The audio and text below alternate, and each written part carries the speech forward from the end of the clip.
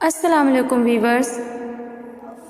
اگر اللہ کا حکم نہ ہو تو انسان فریاد کر سکتا ہی نہیں، یعنی دعا میں ہاتھ اٹھانے والے آپ نہیں ہیں، بلکہ وہ اللہ ہے جو آپ کو خود تک لایا ہے، وہ آپ کو دعاؤں تک لایا ہے۔ کبھی سوچا ہے کہ فلاں چیز کی چاہت سے پہلے بھی کیا آپ اللہ کے پاس اسی طرح جاتے تھے ہر روز، روتے تڑپتے گڑ گڑاتے؟ کیا پہلے بھی اسے اسی طرح مناتے تھے صبح شام؟ اگر نہیں تو جواب بہت سیدھا اور آسان ہے۔ اللہ آپ کے اور اپنے درمیان ملاقات کے بہانے بنا رہا ہے تاکہ آپ اس سے ملنے جائیں، چاہے کوئی بھی آس دل میں لیے، کیونکہ وہ تو آپ کا اپنی طرف آنا دیکھتا ہے، پھر چاہے غرض کوئی بھی ہو۔ کیا پتہ جو تم مانگ رہے ہو وہ تمہیں اس نے عطا کرنا ہی ہو، مگر اس سے پہلے وہ تم سے بہت بڑے بڑے کام لینا چاہتا ہو سکتا ہے وہ تمہیں پہلے اپنے بہت قریب کرنا چاہتا ہو، تاکہ جب تم اپنی خواہش پا بھی لو تو اس رب کائنات کو بھول نہ جاؤ۔ ہو سکتا ہے وہ تمہیں تمہاری خواہش تب نصیب کرے جب تمہیں اس کی سب سے زیادہ ضرورت ہو سکتا ہے تاکہ وہ تمہیں تمہاری خواہش کے ساتھ ساتھ اور بھی بہت کچھ عطا کرنا چاہتا ہو۔ تو اس آزمائش کی گھڑی میں اس مالک پر بھروسہ رکھو، وہ تمہارے حصے کی خوشیاں تمہیں ضرور نصیب کرے گا۔ یقین کرو ہم انسان کسی قابل بھی نہیں ہوتے، یہ صرف اللہ ہے جو ہمیں اٹھا اٹھا کر کھڑا کرتا ہے، ہمارے عیبوں پر پردہ ڈال کر لوگوں میں ہمیں عزت دیتا ہے، ناشکری کے باوجود بے حساب دیتا ہے۔ جب ہم دنیا والوں کے سامنے رو رو کر منتیں کر رہے ہوتے ہیں، دنیا مانگ رہے ہوتے ہیں، تب بھی وہ ہمیں نہیں بھولتا بلکہ دنیا دے دیتا ہے، اور پھر غموں میں ڈال کر ہمیں اپنی یاد دلاتا ہے۔ جانتے ہو تم وہ ایسا کیوں کرتا ہے؟ کیونکہ انسان کو حقیقی خوشی اس وقت تک نہیں مل سکتی جب تک اسے یہ احساس نہ ہو کہ اسے یہ خوشی چاہیے تھی۔ جب تمہیں بہت زیادہ پیاس لگی ہوتی ہے تب پانی تمہیں زیادہ سکون دیتا ہے، اسی طرح جب تم دنیا کی الجھنوں میں شدید الجھے ہوتے ہو نا، اس وقت اللہ ہی وہ ٹھنڈک اور سکون بنتا ہے جو تمہاری پیاس کو مٹاتا ہے، تمہیں قابل بناتا ہے، ہر چیز کے قابل، ہر معیار پر پرکھتا ہے تمہیں، اور پھر بے حساب عطا بھی کرتا ہے۔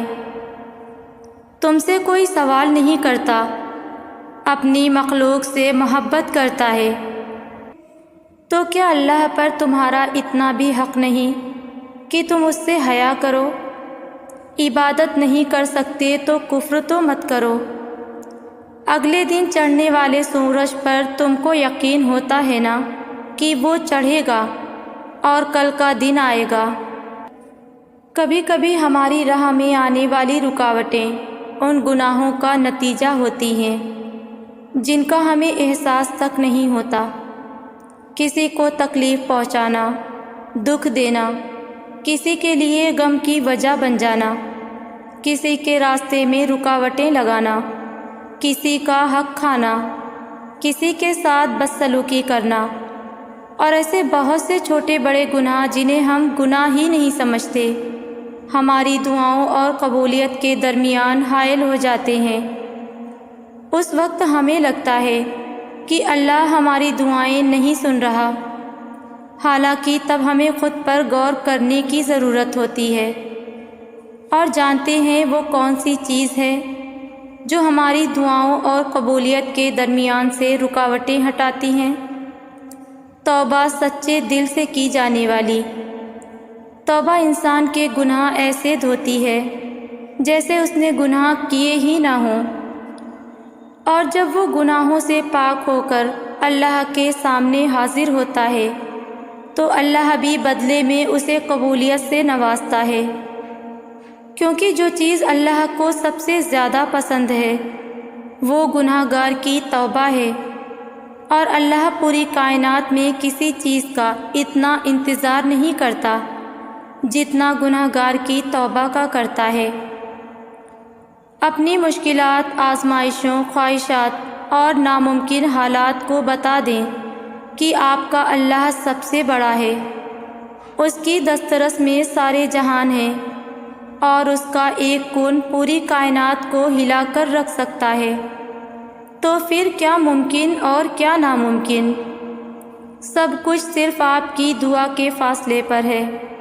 پھر آپ نے صبر کرنا ہے، یقین رکھنا ہے، اور اللہ نے تو قبولیت کا وعدہ کر رکھا ہے، سچا اور پکا وعدہ۔ آپ سجدوں تک خود نہیں آتے، اللہ آپ کے لیے ایسے حالات پیدا کر دیتا ہے جو آپ کو سجدوں تک لے آتے ہیں۔ سجدوں کے بغیر زندگی بہت مشکل محسوس ہوتی ہے، بالکل بے رونق، اور یہی احساس آپ کو ہر روز سجدے میں جھکاتا ہے۔ جو آزمائش اللہ کے قریب کر دے وہ امتحان سے بہت بڑھ کر ہوتی ہے۔ وہ تو اللہ کا انعام ہوتا ہے، اور انعام ہر ایک پر نہیں کیا جاتا، اس کے لیے تو خاص بندے چنے جاتے ہیں۔ ضروری نہیں کسی چیز کا مل جانا ہی دعا کی قبولیت ہے، بلکہ کسی چیز کا دور ہو جانا بھی دعا کی قبولیت ہے۔ بس کبھی کبھار تکلیف، یقین اور مصلحتوں پر اتنی بھاری ہو جاتی ہے کہ نہ دعا قبول ہوتی نظر آتی ہے اور نہ مصلحتیں سمجھ میں آتی ہیں۔ یہ بھی امتحان ہوتا ہے، ہماری محبت کا امتحان، صبر کا، ضبط کا، اور ہمارے یقین کا امتحان۔ دعا چاہے دن کے اجالے میں مانگی جائے، یا رات کے سسکتی ہوئی خاموشی میں، یا مسکرا کر بارش کے دوران مانگی جائے، یا تپتی دھوپ میں سلگتے ہاتھوں سے، دعا ہمیشہ قبول ہوتی ہے۔ بس قبولیت کے انداز مختلف ہوتے ہیں۔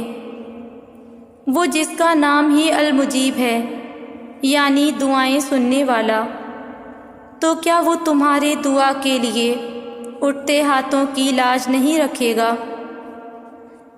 اللہ راضی ہوگا، اور بہت جلد تم ان روتی آنکھوں سے اپنا بدلتا نصیب دیکھو گے۔ تمہاری ان ضبط نگاہوں کے لیے اللہ کے پاس بے شمار وسیلے ہیں۔ جب وہ تمہارے سوچے ہوئے ارادوں میں شکست دیتا ہے تو پھر وہ تمہیں اپنی قدرت دکھاتا ہے۔ ڈرو نہیں، دعاؤں کا ضائع نہیں کرتا ہے، وہ تمہیں اپنے راستے سے چلا کر تمہاری منزل تک لے جاتا ہے۔ یہ دیری تو اس کی محبت کا نرالا سا انداز ہے، جس کی بھا جائے اس کی آواز کو وہ بار بار سننا چاہتا ہے۔ صبر رکھو، ایک راستہ بند ہونے کے باوجود اس کے پاس تمہاری دعائیں مکمل کرنے کے ان گنت طریقے ہیں۔ اگر وہاں سے نہیں جہاں سے تمہیں امید تھی، تو اب وہاں سے دے گا جہاں سے تمہیں گمان بھی نہیں ہوگا۔ وہ جلدی ہی کن کہے گا، اور تمہارا بکھرا ہوا وجود پھر سے سمٹ جائے گا۔